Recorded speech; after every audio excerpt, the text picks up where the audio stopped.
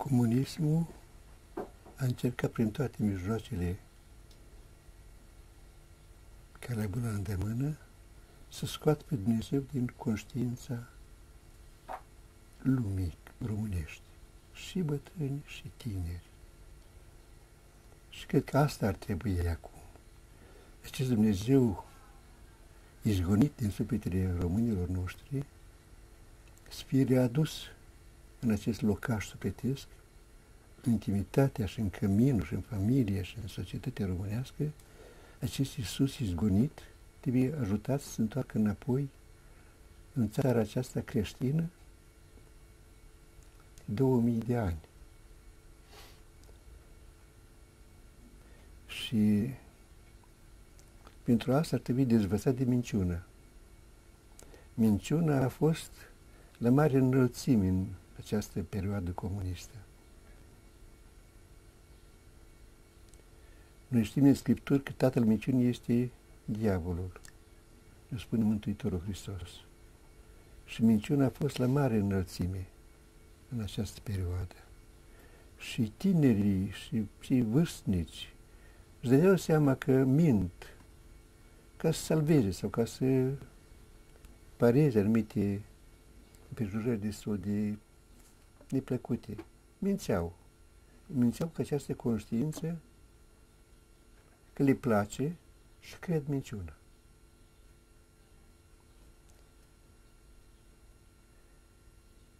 Au căutat să distrugă din viața noastră românească tot ce era tradiție sfântă, tradiție, folclor românesc, în care era amprenta creștină, care aceste ouă roșii, așa.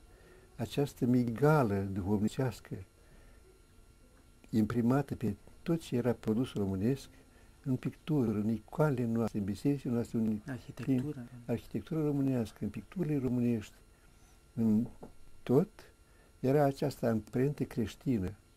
Asta vă să o scoată ei. Să rămână sufletul gol, în care se imprime această otravă comunistă. Da.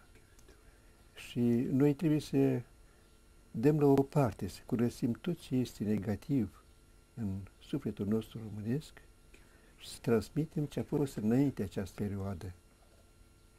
Așa. Iată, este ou aici e crucea. Pe unele ouă sunt și învierea Domnului. Da. Sau un sfânt, sau Maica Domnului.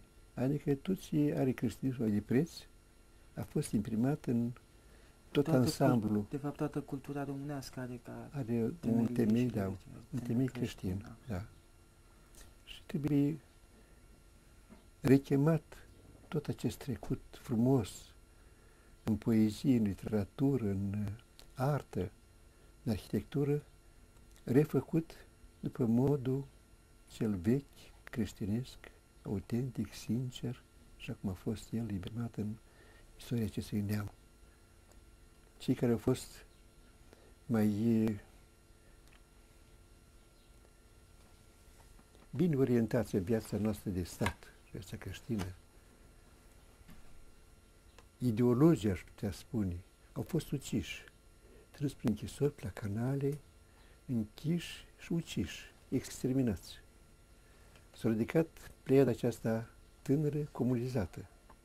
Și aceștia, sigur că au infiltrat duhul comunist, sperând să curățe tot acest tezaur, această bogăție sufletească, creștinească, românească, de tradiție, îmbinată cu sfințenia, să înlocuiască cu tot ce este surogat comunist.